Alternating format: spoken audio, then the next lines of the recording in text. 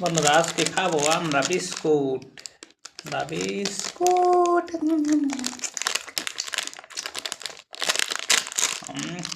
সেই স্বাদ সেই স্বাদ। বন্ধুরা তোমরা কি বিস্কুট খাও? বিস্কুট খেতে হলে প্রথমে তোমাদের কেমনে করে ছিটতে হবে, ছিটার পরে একটা বিস্কুট তোমাদেরকে বাইরে করতে হবে, বাইরে করে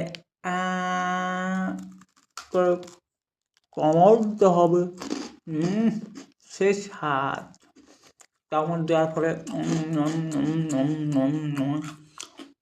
করে খেতে হবে, আবার কামড় দিতে হবে।